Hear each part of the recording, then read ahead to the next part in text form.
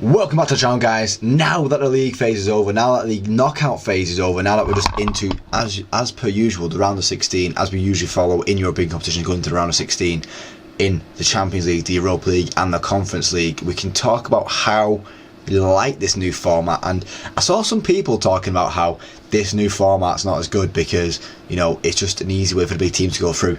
And I'm not too sure people were watching the whole time, because I don't know if you've noticed, but City got knocked out. City got, like, people, yeah, but City should have been knocked out. City shouldn't have been playing Real Madrid this early in the competition, in the knockout phase of the competition, because City played so poorly in the league phase. Teams are going to look at it and go, yeah, they have to actually, you know, try in the league phase, because, yeah, if they get through the knockout phase, they just might face someone even tougher.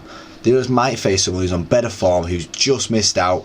But I mean, you look at other stuff like Club Brugge finishing like just inside the knockout phase, being able to go through to the knockout phase.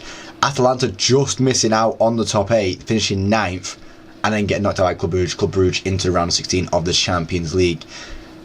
That's exciting. That changes the competition up. I don't know, like, you know, in 20 years time it might get boring again, it might get, you know, but it's not like the Champions League never changed things before. Throughout the whole early 2000s, they tried different ways on how to change competition, and they just stuck with a round of 16 following into a quarter-final, to semi-final, to the final. And now we've still got that, but we've got this league phase at the start where it sees us play 8 different teams. 8 different teams. Rather than seeing us play the same team twice, it's 8 different teams, and it gives everyone like a well-rounded, like, fair advantage in a way, because it shows, like, yeah, you might end up playing Barcelona, but then you also might be playing against, like I said, Bruges. You know, it's up and downs, and it balances, and it's well seeded, it's well potted. Obviously, you're always going to get easy draws, but then you might get a tougher draw in the second pot and stuff like that, or you might get a really easy home draw, but then a really tough away draw, and then that's just never what you want, is it? Or maybe a tough home draw, easy away draw, but then that's even worse, I think, because then the team coming to you is better than you, and then you go into another place and it's like a iffy fixture on it. You know, it can throw some teams off and it can put some teams down, and like, you can't afford to put points. And at the start of the competition, when Inter and City played that first game, they drew 0-0, and everyone was going, oh well, you know, these big teams are going to sit back against each other because they know they get a draw in the top 2 games and win all the rest of the games to finish in the top 8. But they can think that, but they're not going to win all the games. That's the whole point. That's the whole point. United went unbeaten. I think United were the only team that went unbeaten, was it, in the entirety of Europe. What is that about? You know, we've been poor this season, but to go unbeaten, and we're still unbeaten, and then obviously we've got the next phase next week, and we'll see what happens in the round of 16. We got Real Sociedad. I didn't want Real Sociedad, I'm not going to lie to you. I'm fearful of that game. I'm fearful of what could happen in that game, but it is what it is. You know, I'm going to welcome open arms, because the competition's done well for us so far, and we've done well in Europe so far. Amorim's system does work in Europe, but we're not going to speak about United anyway.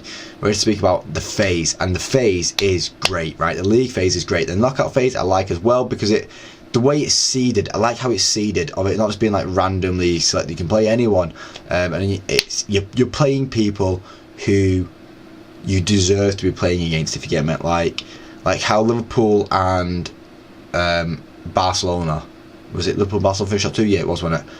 Get the easier draws and very good in the middle of the table, rather than getting someone too high or like whatever. They get the most medium draw, and it spreads out from there.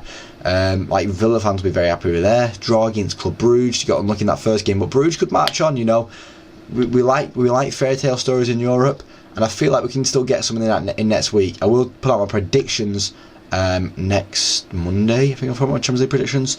But yeah, there's a lot to look forward to in this Champions League phase, and obviously next year I think teams will have a different outlook on it, and it might go differently, and it'll be a more fight next year, because teams have seen other teams slip up and how teams performed last year, and where might be a difficult place to go, where it might be an easy place to go, where it might be like an easy, like that's how they can pick up points against that team or whatever.